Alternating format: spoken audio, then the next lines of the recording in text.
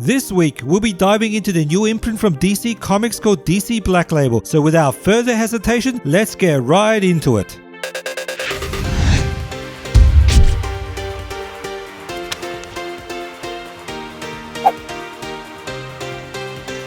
What's going on, everybody? This is Alex, and in this video we have truly something exciting to share with all of you. Back in March, DC launched a new imprint called DC Black Label, which exponentially expands the idea of featuring DC's major characters outside of current continuity. With Mark Doyle, Jim Lee and the DC team recognizing the major successes of such miniseries like Frank Miller's The Dark Knight Returns, Darwin Cook's The New Frontier, and Grant Morrison's All-Star Superman, they saw a certain chemistry with top-tier creators and how they had huge ideas that were too big and too different for mainstream continuity. It was basically a matter of time until such an imprint was announced that would capture all these out-of-continuity A+ stories, and with this launch there is absolutely nothing short of true excitement of what we are going to get for the remainder of 2018. This now brings us to what has been announced for the first wave of titles and the creative teams behind them.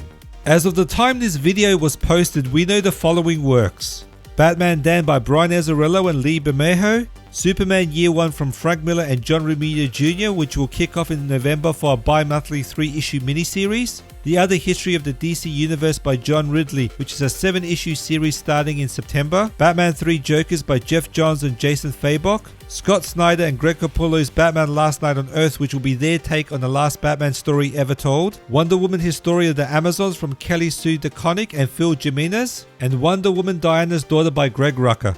For the collected editions, we have Batman White Knight in trade paperback form debuting under the label, as well as a slew of reprinted gems that are considered DC Black Label titles even before the imprint was conceived earlier this year. These trade paperbacks are All-Star Superman, DC The New Frontier, Kingdom Come, Batman Year 1, and Batman Dark Knight 3 The Master Race. As much as these announcements are truly exciting and I personally can't wait to get my hands on every single title that will be launching, the news that there will be a new prestige format is just as industry shattering. Kicking off in this format is Batman Damned, where I had the opportunity to dive into an advanced reader's copy, so I actually had some time to digest this new format and understand the potential it brings to the reader and collector base. Just a disclaimer, since this video is dropping the day the book is out, I cannot and will not go into major spoilers. I believe the reader should go in as fresh as possible and experience the key pivotal moments without being spoiled, especially if we are talking about the newly released title. That's the New York Times shot for spoiling the fanbase, not the YouTube community.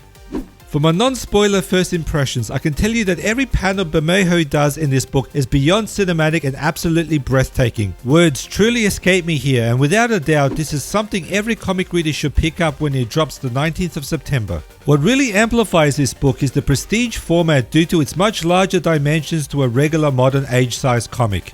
To be accurate, I consider this as a second generation prestige format, as DC first originally coined the term back in 1986 when they first launched Frank Miller's Dark Knight Returns. What set it apart back then from the rest of the industry was the 48+ page count, the high quality paper, and its square bound. Today, this second gen format is nothing I have seen before from a major comic book publisher for a single issue title. Yes, we do have oversized collected editions like the deluxe edition hardcovers and absolute editions, but these are monthly or bi-monthly titles we are talking about here, so this is new territory that DC is definitely breaking into. Now, moving on to the impacts to the collector. In terms of protection and storage, there should be no concern whatsoever.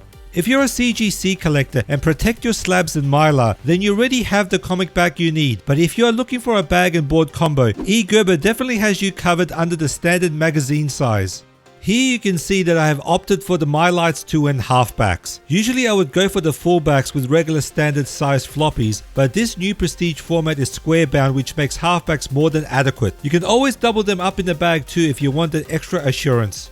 Now, to wrap up this video with my final thoughts. Given all the announcements of the new upcoming series and the new prestige format, DC has this opportunity to totally start a movement for the comic book industry in a bold new direction where readers can fully immerse themselves in the larger format. Yes, there are always challenges with change, and I'm sure there are a lot of stubborn people out there that refuse change of any kind, just like when Apple removed the floppy and optical drives from the Mac. To be honest, I had my doubts when I first heard DC would be releasing a monthly series title in this non-modern size format, just like what Image did with Barrier, but having experienced reading that title and Batman Damned, all my doubts washed away and I'm fully on board with the idea of pushing more and more titles in this second generation prestige format. All I ask from all of you is to hold off your judgments until you pick up this book and immerse yourself in this very first issue. I guarantee you'll definitely won't be disappointed. Again, major thanks to the Bulletproof Comics team for making this video possible and their continued support for this channel. As per usual, if you have any questions or comments, feel free to hit me up on the usual social networks where I lurk about. This is Alex and I'll catch you in the next video.